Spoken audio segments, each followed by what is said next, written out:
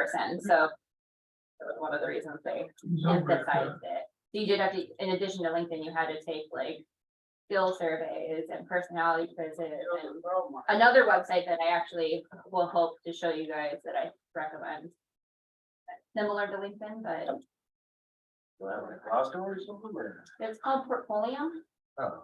It's free, everybody can sign up for it. But it's like a visual portfolio, which can be helpful if you have projects you want to show. So, some. It's a lot of work, but also very, it was very bitter at the time, and I'm grateful that I am. So. Yesterday, I got to spend the day setting up a PTA luncheon and tearing it down. Yeah, my wife got an award for outstanding citizenship or something. with the PTA. So. I just see what kind of contact information they need, and they said they want that. Still doing? Sure. Absolutely. You never, nothing to get rid of me. You know, I've written letters for people just so that they would definitely get on there. This is the most amazing person, please take them. Right now, no questions asked, I'll sign whatever you need me to, I'll also give you $500. Yeah, I mean, I'm just gonna use ChatGPT, you know that. She's amazing. I heard someone else say that they also use it for reference letters and they just add in a couple extra details and then. I mean, I like to write it myself, but at the same time, I don't know I was why saying- you would use it for everything. You were, you had to manually write mine, you had to suffer through that. Yeah, you would change it. It was funny, last night at the presentation, one of the principals had to get up there and present an award to somebody, and they're like, I will admit, I use ChatGPT for all of this. All of it. For all the presentation. There you go. They read it off, it sounded great. They're like, sorry, guys, it's here, it's staying. Yeah. It's not good, but it's- I don't have an account yet, but I was laughing at a story that one of our developers was telling me that it just decided to ask it a random question about like reproductive. Things for mammals, and it started very convinced, like it was very sure of itself, telling him that cows make eggs. Oh, nice. To create their babies, and it went through a very in detail process of the birthing process through eggs, and he kept telling it that cows don't make eggs, and I was like, no, you're wrong. Cows make eggs, and it was very confident in its responses. Versus another time that another developer asked it to write a piece of code in a specific language. And it came back and it wrote it, but it wrote it with syntax from a different language, and if he informed me of that, and I went, I'm so sorry, I can't believe I made a mistake, and then rewrote it. Yeah. Oh, wow. There's a couple of things. One, when you're prompting it, you definitely have to give it context. Like you are a professional in this field or whatever, so you don't like include, like, if you think about it, it's just has this giant set of information that it's accessing. And it's like, there's like stuff that's on, Reddit, right? That it's pulling in to actually, and it counts, like, it's just giving a statistical kind of like, this was an answer. So I'm Somebody gonna probably use wrote it, an essay about cows with eggs. but whether it was fiction or whatever, right? Like, so you tell it, this is what you are, you're a biologist in, the field of whatever, and then you give it context and it shrinks what it'll look at in the, it won't look at the whole corporate. And then the other thing is, if you say, let's think about this step by step. And then it helped like 78%, the accuracy improves like significantly. It's like the highest accuracy if you give it a prompt. It's like 78% increase in accuracy. If Or you can give ask it it to write to a D&D character. right, yeah, D&D. That takes me so long, I Well, probably. Welcome to ChatGPT. Yeah.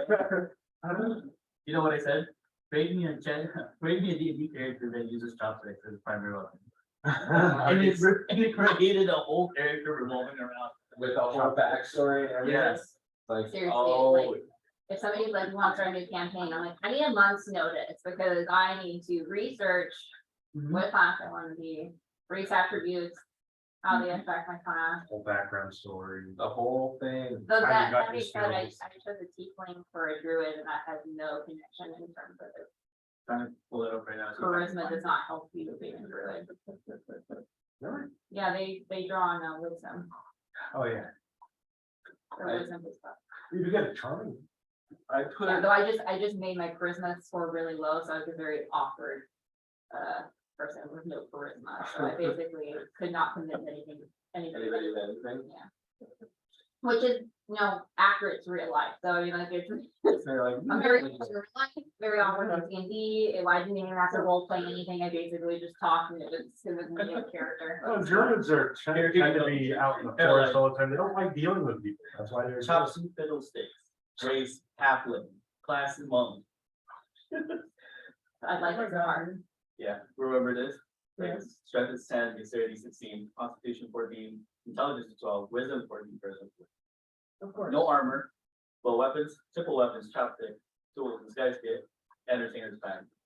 What Did they do proficiency piercing can you yet? for chopsticks? Yeah, let me see, let me see. You have all your skill to expertly use chopsticks as a deadly weapon. You gain following benefits.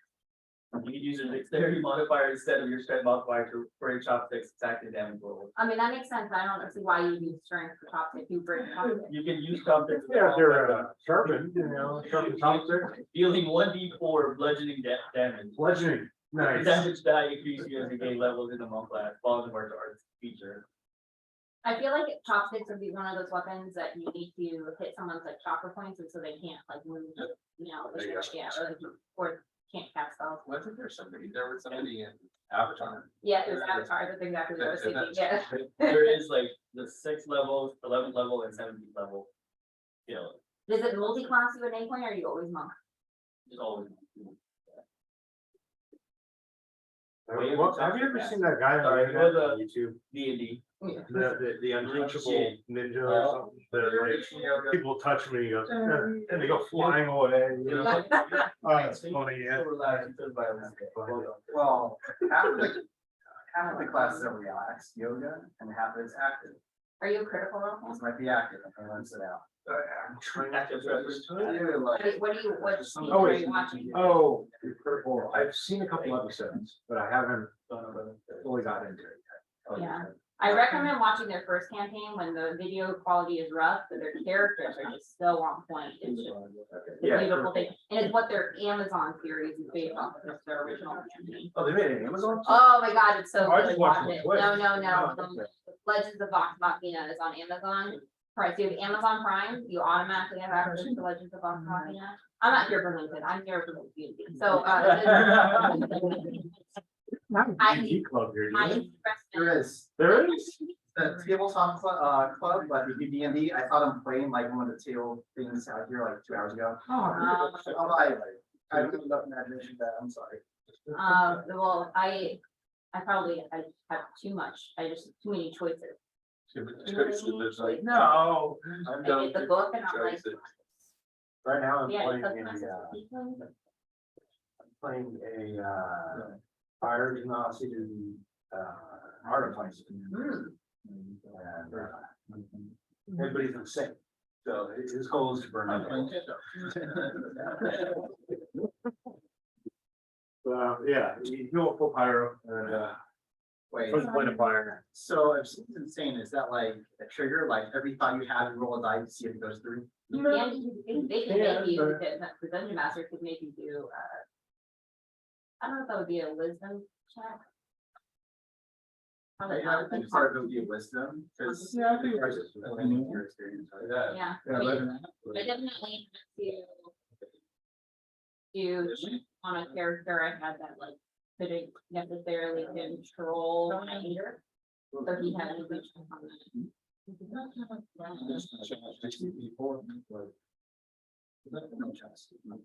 I tend to role play pretty well, though, because we're going into a guard's place to go rescue somebody. I ended up starting 3 fires, so I was like. I think my partner, he went into like a sleeping, what we assume was a guard house. It ended up being like orphan foster kids and we just murdered everybody. And I was just like, why didn't we ask somebody? But he just went in and was just like, let's clear that. It's like burned everything down. Because he was a wizard or something like Oh, that. yeah. Fireball. So the PM was happy or not happy? He was like, you got like all those stories where some they are expecting you to go to the bar, keep and ask them about the area and they give you a quest to go somewhere else. And the player goes in and was like, this bar keeps suspicious. I can't in the, like, what? Was it, I had a friend and who played, but he does it in a way to piss off the dungeon master, so it's like, oh, I attacked the guard, and he goes, what are you doing? And then all of a sudden, the story turns into they're fugitives from the kingdom, and then it's. You have to be careful though, because that is, I've had a dungeon master who gets this and takes down players, so. Yeah, we all I'm died. sure. We had a total player wipe on our last campaign. We're supposed to do like this stealthy mission where we go into this keep, these bad guys, get some information and get out. So I recruited an entire town's worth of party goers. And we went there as one giant mob to this big grave that was supposed to be going on. And we went up to the doors, they closed the doors on us, so it's like, okay, cool, hey, everybody, they're just messing with people, let's all go in. So everybody's trying to batter and ram into there, and then I lit fire to the doors and, yeah, then we got in, and then they came out with like, you know, all the guards. Killed you all. Slaughtered all the. Did you have to re-roll for everything because of you guys dying, or did you just? Yeah. That's bad. It looks like that. Some people kept it. I made it out alive, but there's a couple that survived-ish by going out in the ocean on a turtle. Oh, And then that, a lion turtle? No, they're not lion turtles. sea turtle. Yeah, they went out in the ocean on a sea turtle and then they decided to dive in the drowned. I think that's what did that.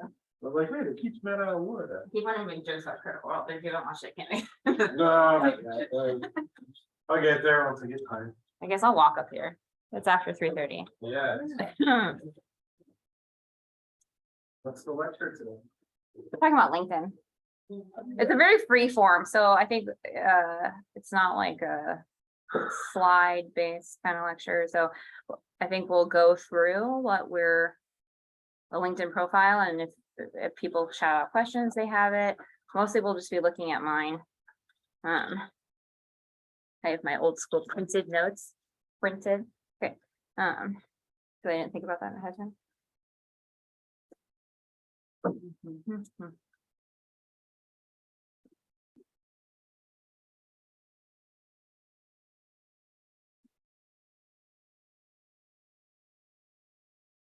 Oh, cool. That was my password. That's nice. Never. All right. LinkedIn, Yay. you either love it or you hate it. I would say 90% of people hate it. So, but I can tell you it's really worth the effort. And even if you don't feel like it's something that is directly applicable to you now, I really recommend getting into it. And so, LinkedIn itself is your digital social media for jobs. And it is really reviewed by employers and can also set you apart from other applicants. So really be thinking about what you want to put in here to just give you that edge over somebody else. Because you can have a bunch of experience. You're only going to be selected for a job if you're the #1 applicant in the room. And you could have the perfect that's a minimum qualifications for that job. You can go above and beyond them. It just takes one person to slightly beat you out in some way to be selected for that job over you. And so every little thing you can add to your portfolio gives you that little edge up. So starting from the top down, the first thing I highly recommend is creating a banner image. So that banner image is customizable. I created that in Canva. And it is eye-catching. Otherwise, you have a default image, you look like everybody else, you're not standing out. So, and it's more important than you think. it does actually make a difference for somebody to actually open up your LinkedIn profile and actually be able to differentiate you from other applicants. The other thing at the top is obviously your photo. Probably need to update mine. Mine doesn't have things. It's been a while since I taken this photo, but you want it to be a more updated photo. You want it to be professional looking, because that's how you're projecting yourself to your future employer, right? You don't need to have a professional photo taken. I think I was standing in front of my bedroom door, and then I used some kind of phone app to put a background on so you couldn't see my dirty laundry behind me. Like, it's just, it's not like you need some kind of complicated thing for that, but just make sure that you have a nice headshot. I know some people like to, I have a coworker who really likes to put photos of themselves in marathons. So to project themselves about an achievement that they think is important, that they want their employers to see. So that's something else you can do if you don't want like a run-of-the-mill business headshot type of thing. But by default, I highly recommend just a nice headshot, nice clean headshot. So as you go down, always nice to add your pronouns at the top. But the next field is your title, also customizable. So you can see I have my current business title on there, and then I have other attributes that one of them I was required to put on there, but things I wanted at the time people to pay attention to. So if you're not currently employed, this can be where you showcase your skills. You also kind of do that a little bit further down. So think of it as like an abbreviated about you section, like skilled cybersecurity analyst, like just something that highlights the skills that you want employers to be able to see about you on your profile. And it's whatever you want to broadcast to the world. And I think one thing that really struck home for me about LinkedIn, and I write a lot of queries, and if you guys are familiar with queries, it's a reporting tool.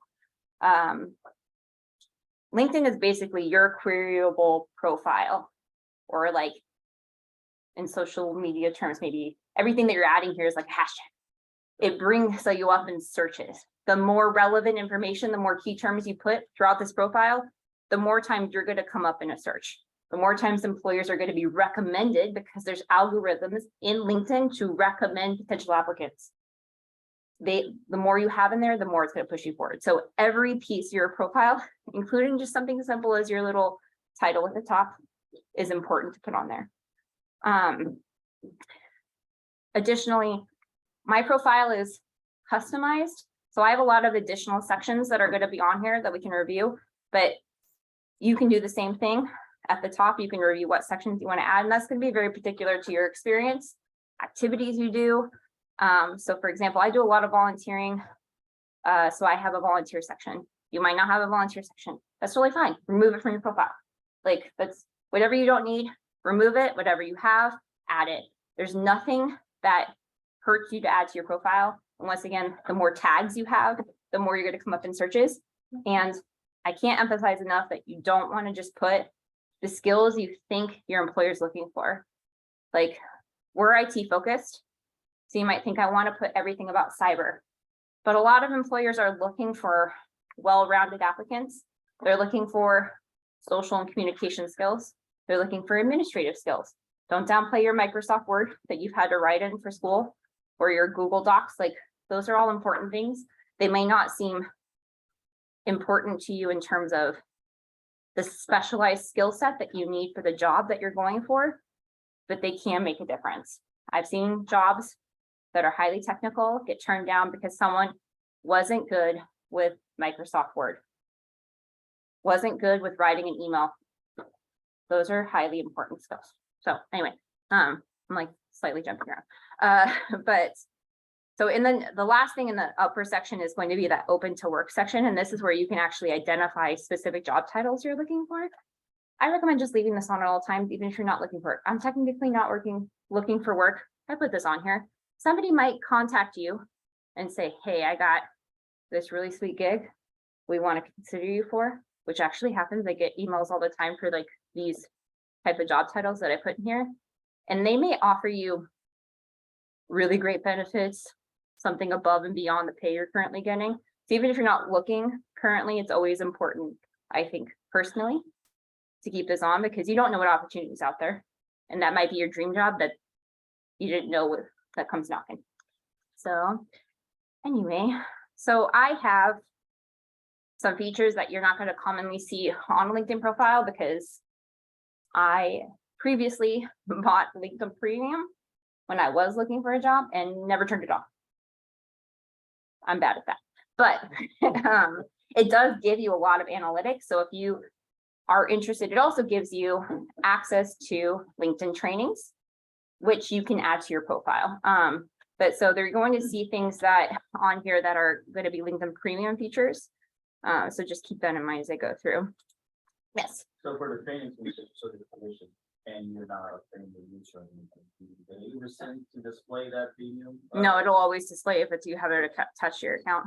Mhm. That, if you're not, well, some apps still wouldn't do that to, they'll pull it back. So Yeah. just wanna make sure. Yeah, I mean, I always think it's safe to because you actually get a certificate.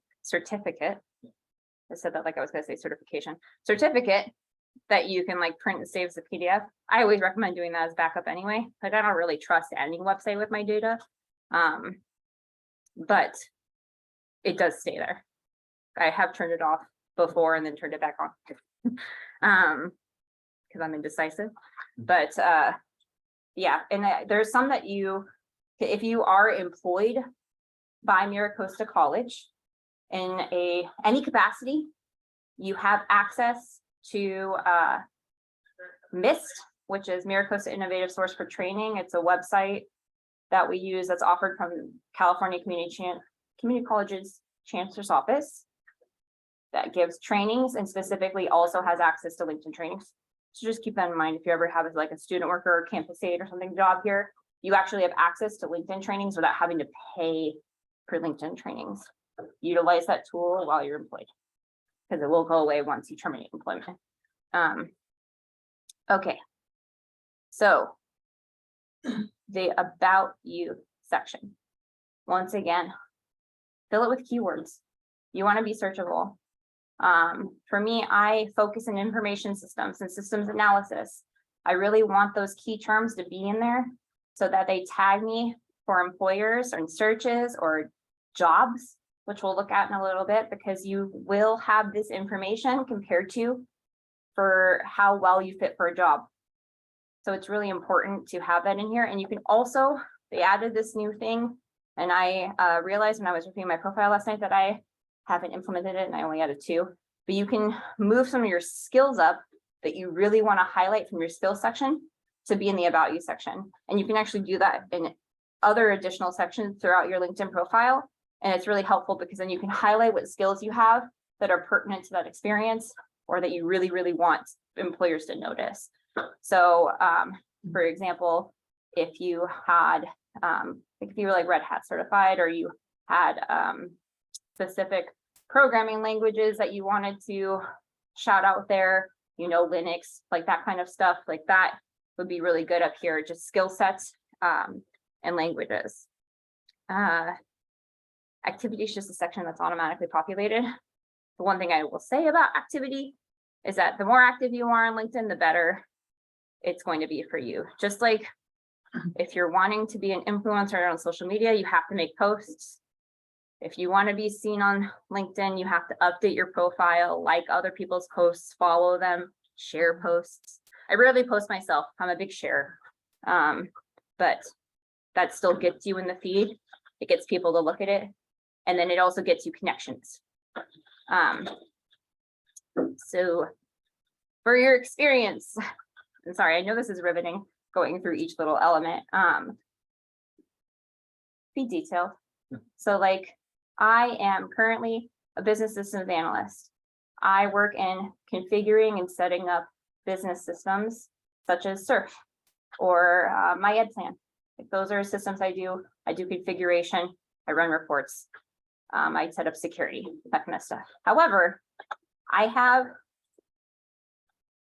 all experience in here, including payroll experience, And this is what I was looking for, archaeological experience. Do I think that I'm going to be asked to quote archaeological information in my job interviews? No, but there's skills in here and it shows that you're diverse to have all of your employment background. You were a waiter at Chili's, add it. Customer service. It doesn't matter that it's not IT related. It still gets you in the door and it still sets you apart from other applicants. So what can be really overwhelming with writing a resume, with writing a cover letter, and your LinkedIn profile is your initial build, right? Because you're like, I have to do each one of these sections. It's a lot of information to add, and that can be overwhelming. I fully acknowledge that, but I highly recommend putting in the work now, getting that information entered on all of those things, and then you can just make tiny updates over time. This isn't a static page that you would do one and done. You want to make sure that you're continuously updating it and continuously making it relevant in some way to make sure that it's still working for you in a positive manner. And that's something I similarly do with my resume. Like I don't wait for 5 jobs down the line to actually update the resume. I keep a running resume that I make copies of, though I will warn you that if you make copies of a Word document, too many times the metadata gets messed up if you're going to load it into a site for something, so keep that in mind. But same with my cover letter. Like you don't have to reinvent the wheel every time you write a cover letter.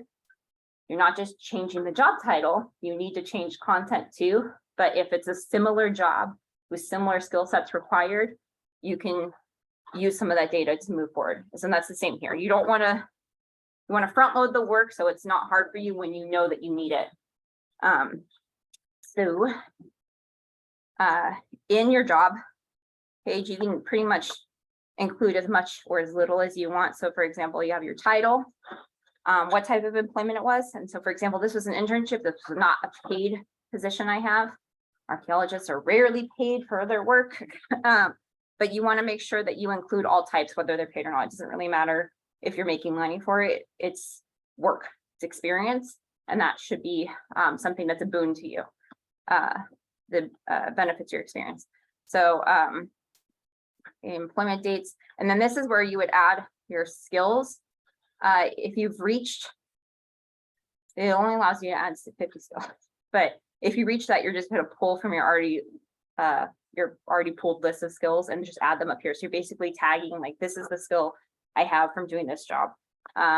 You can also add media. So if you had something specific, like maybe you had a job where you worked on a project and you have project documentation that you're allowed to share, because you're not always allowed to share it. So keep that in mind first. Don't get yourself fired for sharing private company information. But if you can put it up here, then you want to add it because that showcases your actual work. Because you can say that you're a cybersecurity analyst for 15 years. You may suck at your job.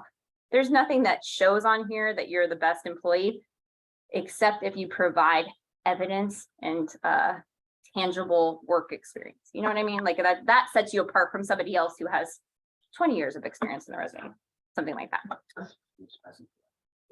I'm not trying to imply you guys suck at your job. I just always am a fan of tangible experience, and it does come into play, and it gives you something to also reference when you're being interviewed.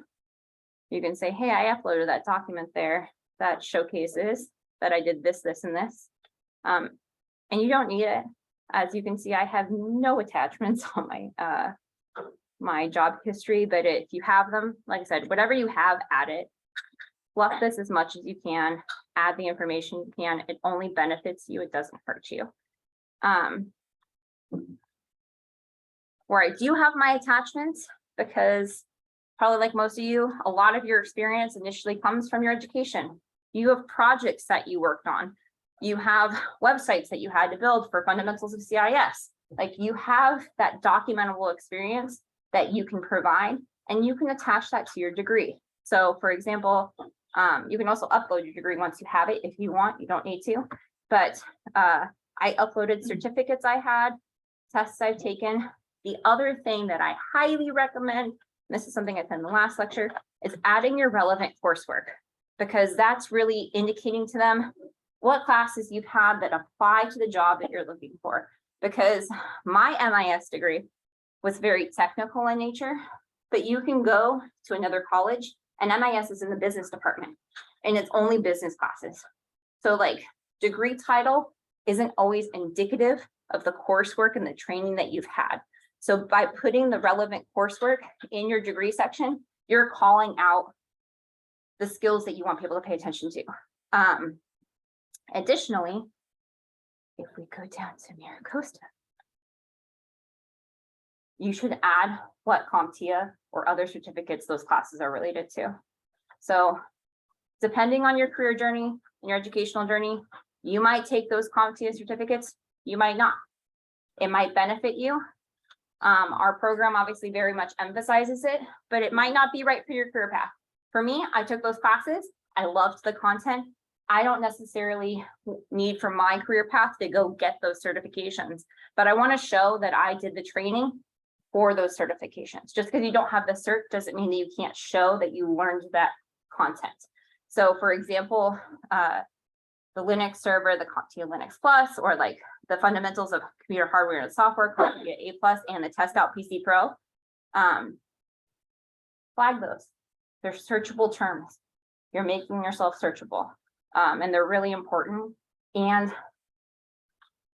maybe you can't, like, maybe you are planning on taking the cert, but you just don't have the time right now. You don't have the money, because let's be honest, those certs are really expensive. This gives you credit for the work that you've done without having that cert in your hand. But once you have that cert in your hand, you can add that to your LinkedIn profile, and then you bolster that in an additional way. So the next section is license and certifications. So regarding those LinkedIn trainings, you can see that those come up here as well.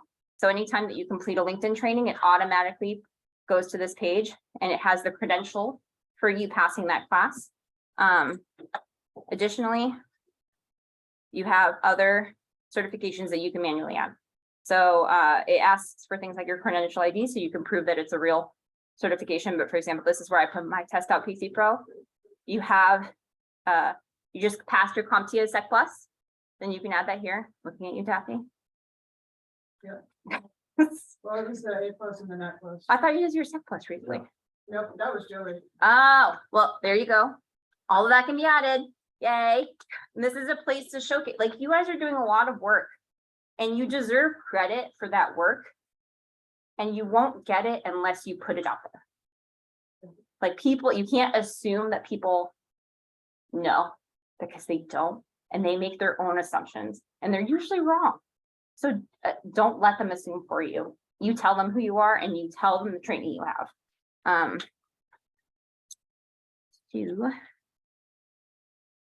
So this is where we get into additional sections. So like volunteering, if you have any volunteering, you're a member of the committee. You are the president of Club IT, vice president of Club IT. You did NCL. Those are considered like volunteering type things. Add them to your profile.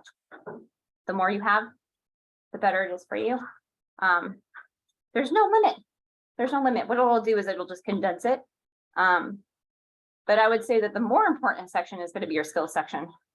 This can be up to 50 skills. And it's nice, it's searchable. So for example, I went through here and I realized I did have archaeology skills that I probably needed to remove, because I don't think anybody's were searching for me based on archaeological fieldwork experience. But let me just remove something that I don't need anymore, because I haven't updated this. Let's see.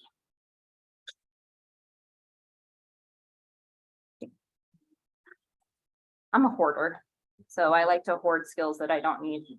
Don't do that. Put relevant skills in here. If you have less than 50, add your additional skills. If you reach your limit and you have more relevant skills, delete them. Don't be like me. I'm sure you're not like me. I'm sure this is a very obvious statement to make, but it's my disclaimer for those who are like me in the world, who like to add every little trinket. So, but with this plus sign, it'll automatically, based on your profile, suggest skills for you. But if you were going to come in here and just type in like, it will give you a whole list of different skills that are related to cyber, the word cyber. And what I love about that is that you might not know the hot terms, like, you know what you call them, but this is what LinkedIn is considering the hot skills for that. You can also create your own skills, so you don't have to select from this list. For example, I don't need this for my job. I'm just really proud of myself. Wait, hold on.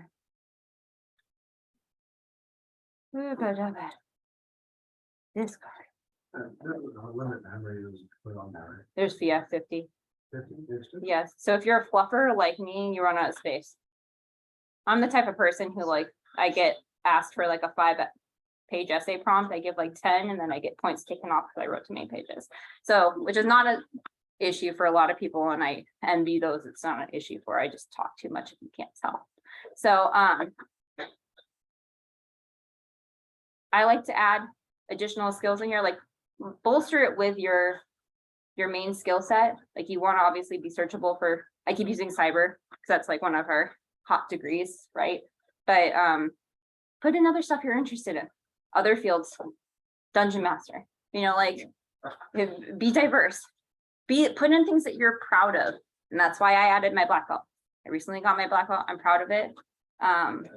It's not going to get me, thank you, an analyst job, but I wanted it in there, and it also diversifies you from other applicants, like and those type of achievements or other commitments, like maybe I'm trying to think of another one, like maybe you're scuba certified, like that shows that you had an interest that you were committed to and you followed through.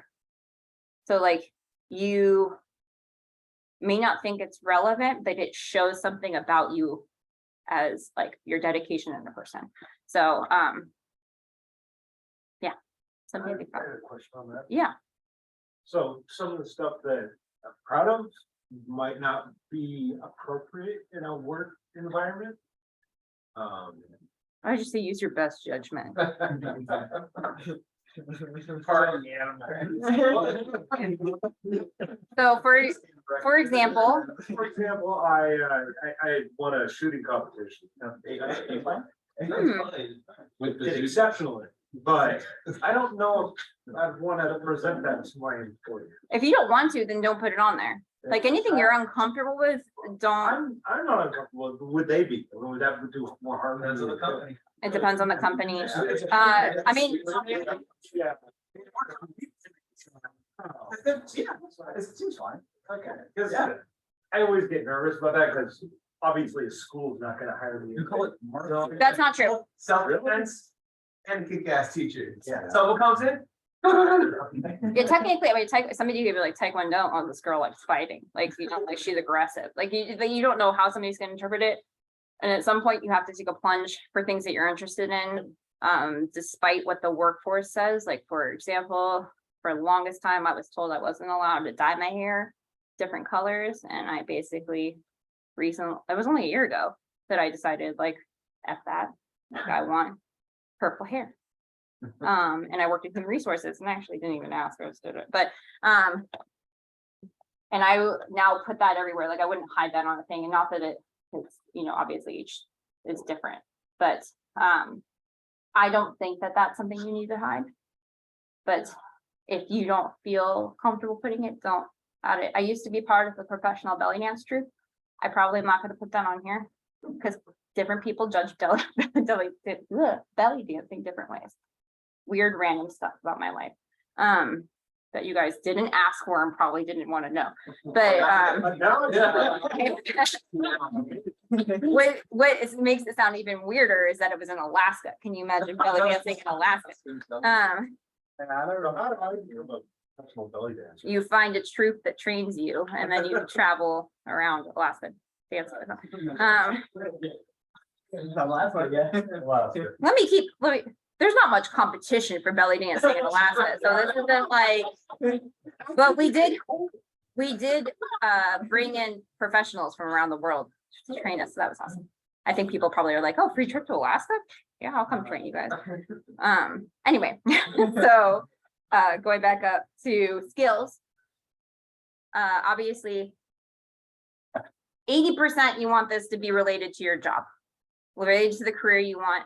This is literally searchable, and it is going to be viewable by your employer that you're potentially wanting to be hired by.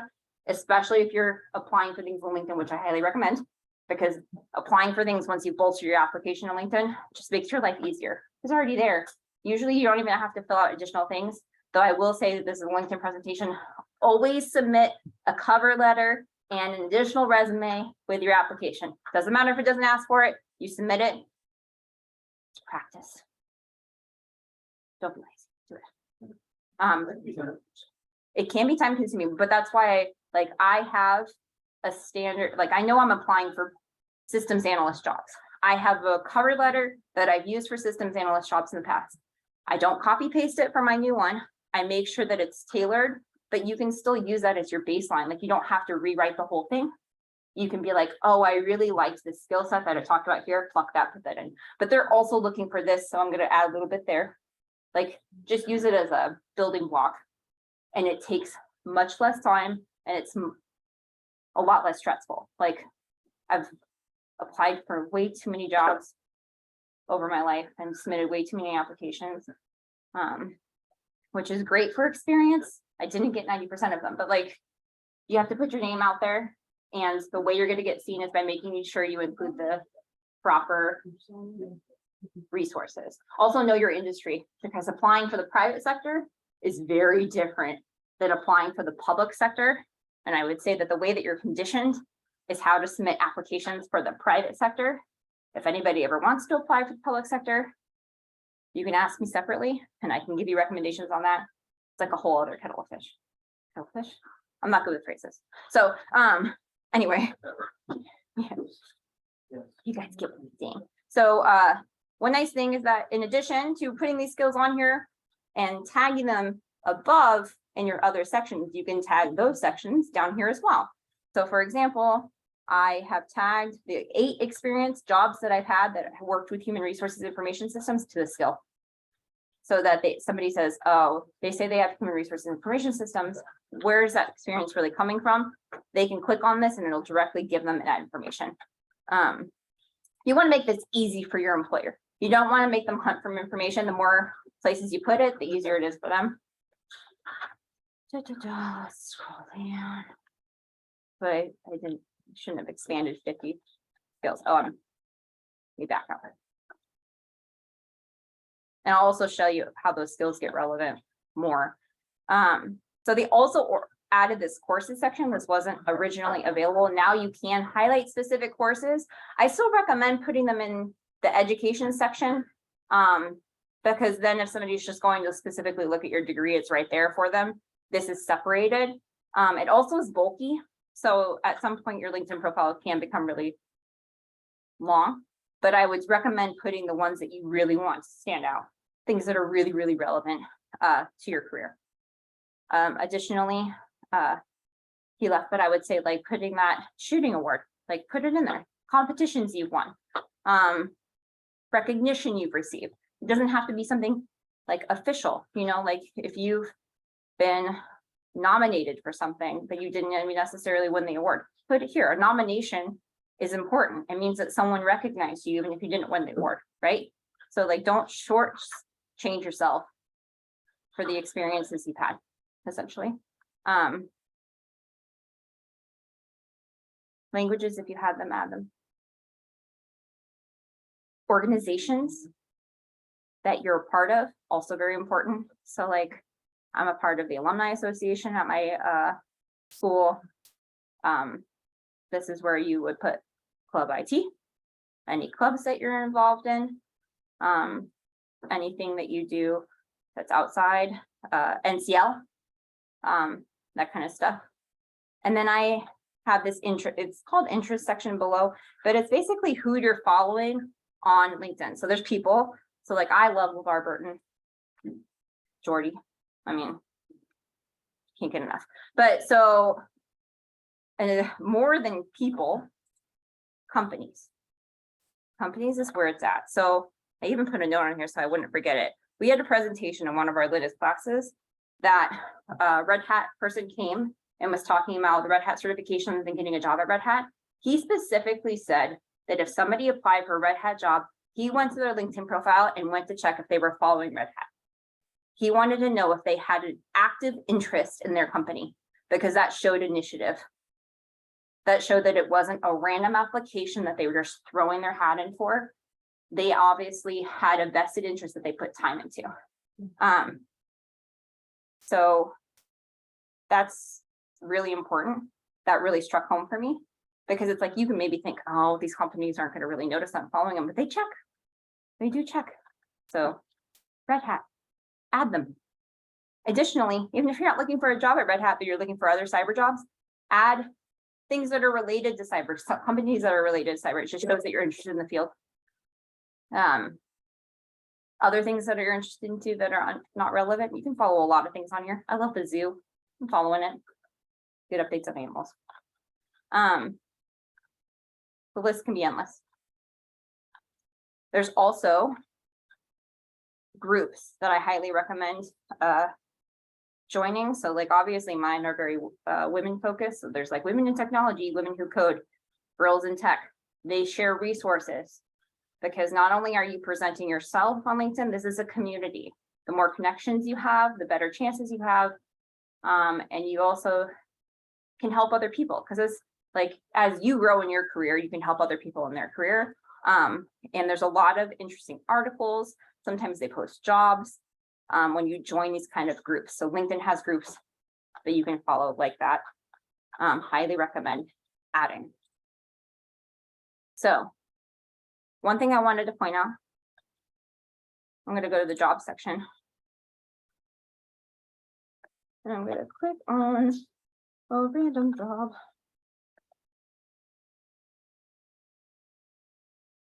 So, like I said, I have premium features. So there's some things on here that I can see that you won't necessarily see. But what the premium features are showing me are what the employers are seeing, which is really helpful. And one of them is how I compare to other applicants. I can see the applicant education level, what skills that are common among the applicants, and if you check those off as well. This is where the skills come in. They are directly pulled into these job listings. And it will give the employer a percentage of how well you fit into that job's profile. So for example, what you need to do is go on here and type whatever job you're looking for. So I keep going back to cyber. So like, let's just say cybersecurity. Brings up a lot of different positions. Let's do this cybersecurity analyst.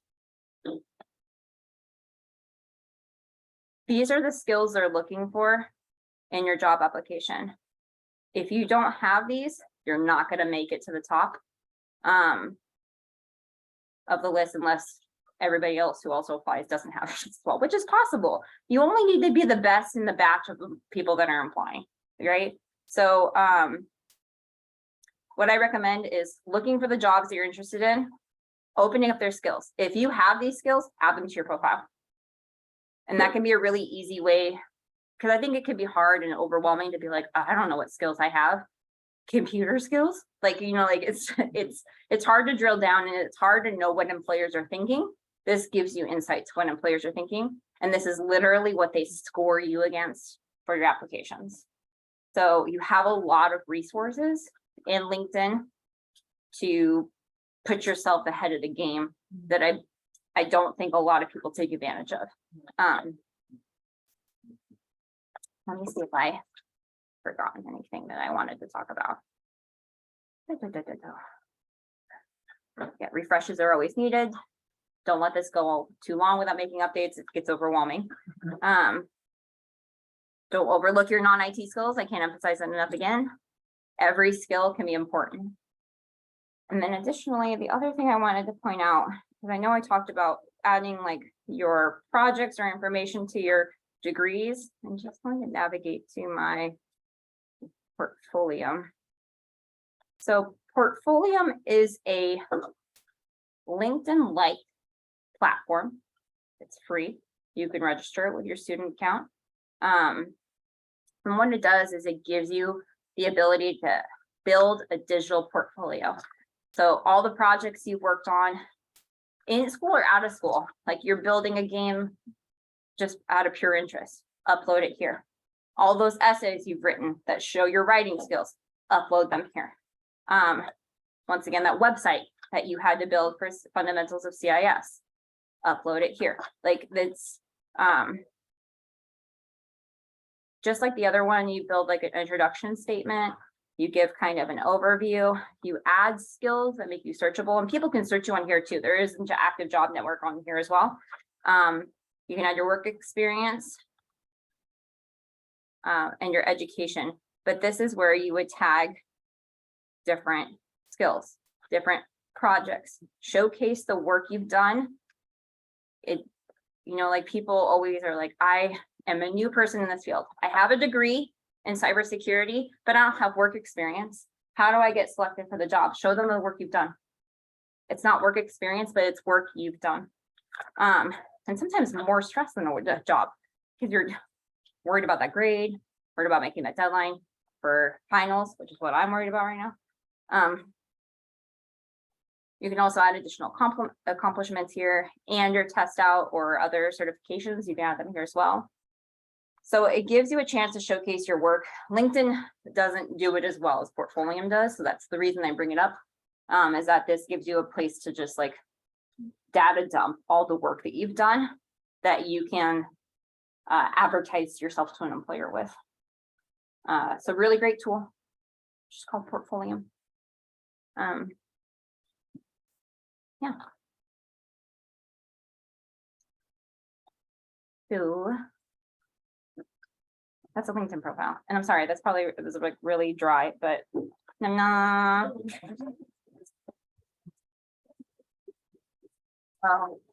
people, add everybody you can, increase your network. You come up on more searches when you have connections. Feel free to add me. Like just add people. Find people in your school, find people in other majors and other schools. Thank you for doing this. Yeah, no problem. So I found this to be one of the most helpful presentations we've had. Oh, Because we've never had anyone like really drill down on how to make your LinkedIn stand out. And so I know that your experience both with the school and personally, like, that's amazing to get this information from you. oh, well, I'm happy it's helpful. It feels like I'm just really dry, so I apologize if it's a lot to get through, but I didn't think it was dry, yeah, you know, I'm glad for the information and yeah, I'm So happy that I she also does hugs, but maybe just for me, I don't know about. is that for her or for me? So I see Taekwondo black belt. How's your experience from getting your black card in Taekwondo? Discipline, consistency, time management, priority management.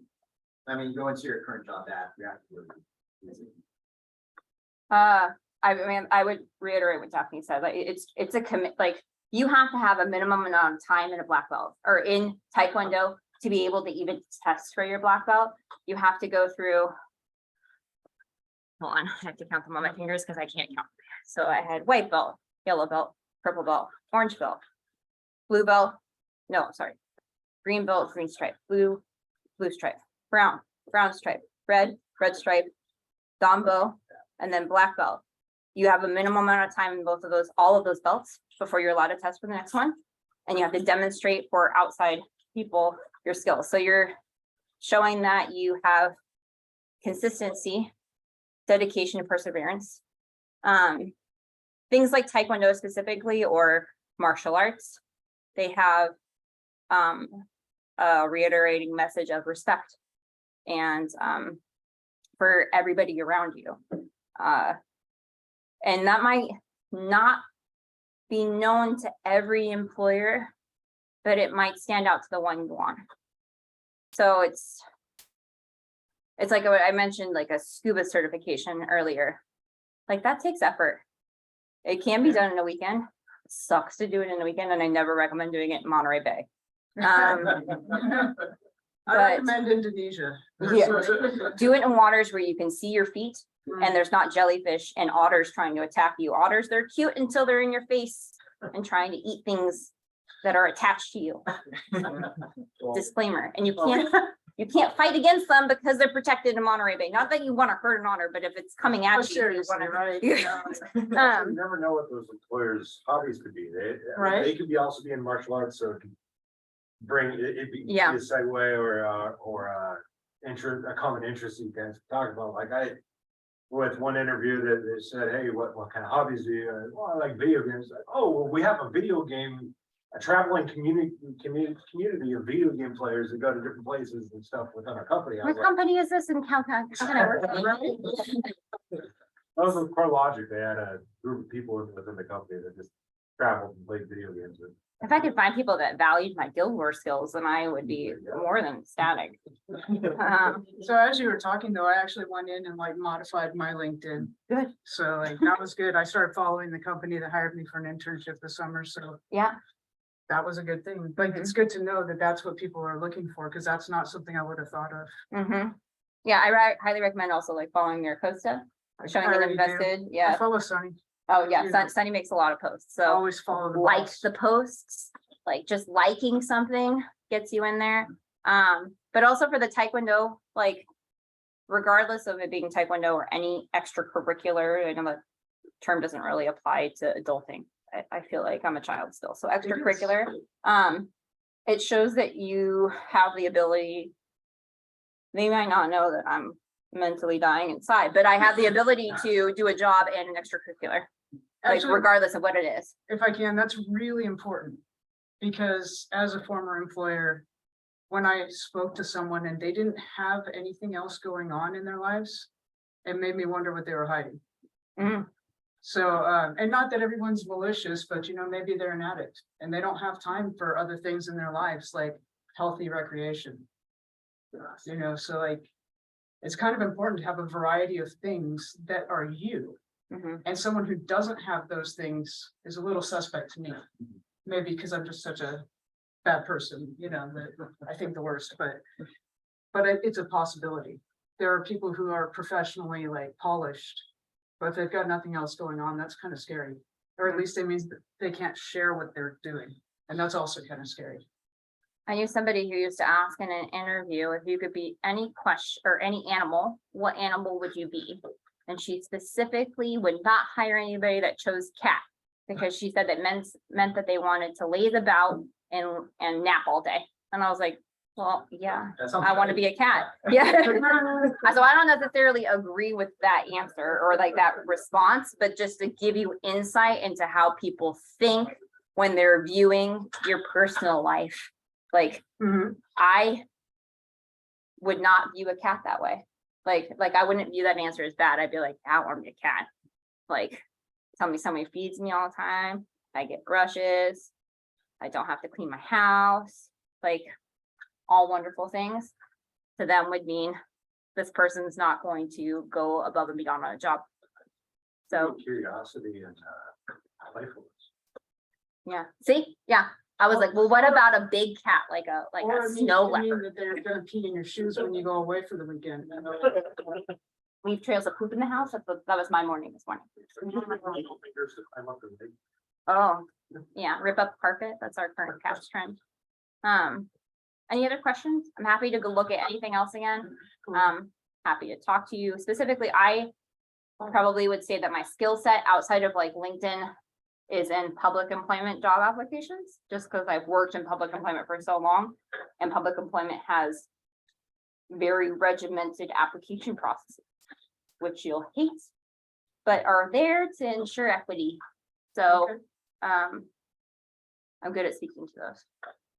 But yeah. Okay, I have a question. Yeah. What about jobs like during COVID, that you got jobs through agencies, but because COVID was wishy-washy, you know, and so employees didn't show up to come to the company, they Mhm. postponed coming back, Yeah. so the contractor jobs got shortened. Mhm.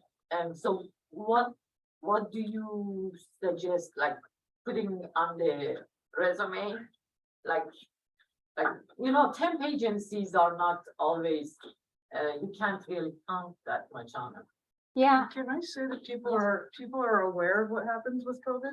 Mhm. And so there isn't a lot of judgment going on there because we know that sometimes companies just couldn't afford to keep people. It's not your fault. It's not that you were a bad employee. That was a weird situation that had not happened to us in like 100 years. So, Yeah, I mean, since what, the Spanish flu? Yeah. And that was 1918? yeah. Okay, 1919, the historian. I was a year off. But, yeah, I think that people are sensitive to that. They're not gonna judge you too harshly. Yeah, for that time. I would say breaks in employment aren't as stigmatized as they used to be. Yeah. But I highly recommend documenting what you're doing in the interim.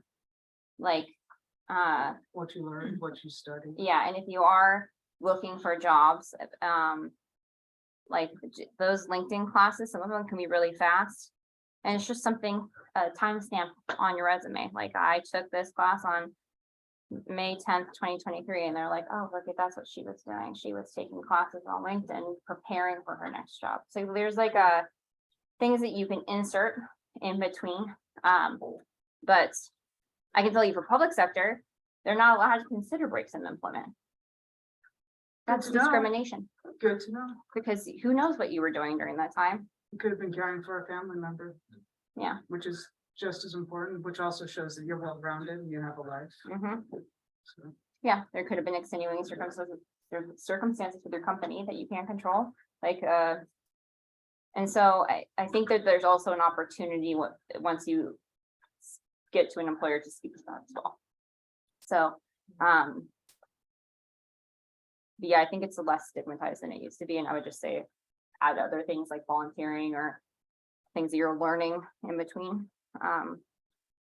Yeah. Yes. So how do we add skills, projects, general, just information about our jobs, if we under like a really strict NDA?